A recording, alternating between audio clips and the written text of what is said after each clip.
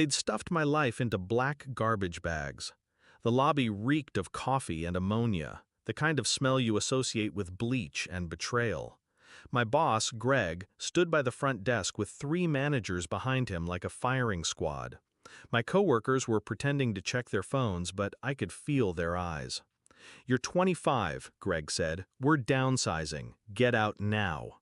No meeting, no warning. Just my belongings, crushed, spilling out of cheap plastic, on display like trash. I didn't speak. I didn't give him the satisfaction. I just smiled, picked up my car keys, and walked out without touching a single bag, because I'd already taken everything I needed. Flashback, 1 year earlier.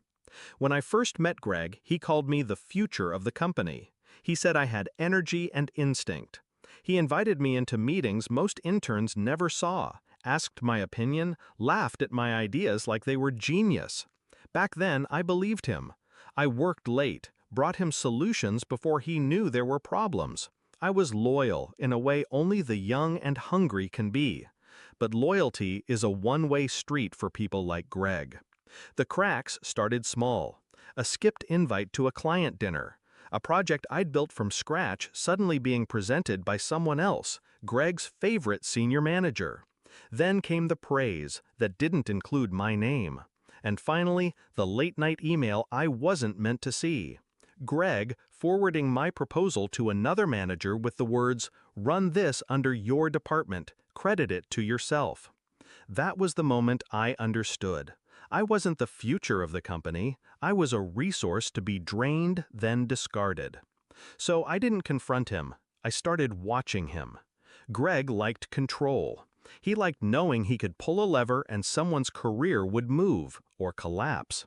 That arrogance made him sloppy.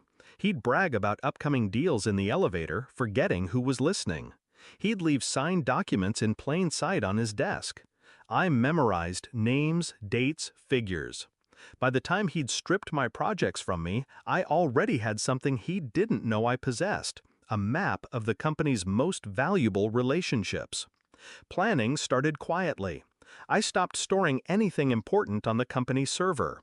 I moved my work to encrypted drives at home. Every time I spoke to a client, I made sure to follow up from my personal email, just in case our server went down. Most responded. Many kept my personal contact on file. Some preferred it. Over drinks with one client I trusted, I learned the biggest secret. The company's 3 largest accounts were considering moving elsewhere. Greg didn't know yet. I decided to make sure that elsewhere was me. Execution took months. I reached out to those accounts not to poach, just to build trust. I anticipated their needs, solved problems before they escalated. I didn't ask them to move. I just made it easy to imagine working with me directly. Meanwhile, I started a side company, quietly, legally, under a name that could never be traced back to me until I wanted it to be. I set up contracts, I rented a small office, and I waited. The firing was my green light. When I saw those garbage bags in the lobby, I knew Greg thought he'd humiliated me. That was his style, public execution to scare the rest. I didn't touch the bags. I walked past him like he didn't exist, got in my car, and drove straight to my new office. By the end of that week, I'd sent polite, personal emails to every client I'd ever worked with, letting them know I was available for consulting work if they ever needed me. Within 3 days, 2 of the 3 largest accounts called me. Not Greg, not the company, me. 2 weeks later, the messages started. First, an email. "Hey, just wondering if you have a moment to chat." Then a text. "Can you talk today?" Then 20, then 40, then 80 messages across every platform. Email, text, LinkedIn. The tone shifted from casual to panicked. "Clients aren't renewing. We need to discuss this ASA. Where are you?" I didn't answer. The confrontation came by accident.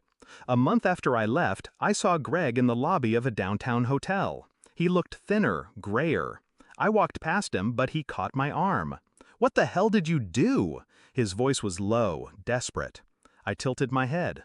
I left. "You took them, didn't you?" "They called me," I said. "I didn't take anything. You threw it away." His hand dropped. In his eyes, I saw the realization land. He'd fired me thinking he was cutting off dead weight, but he'd been holding on to the anchor that was keeping the company afloat. Now, those 3 largest accounts are mine. So are 5 others that followed.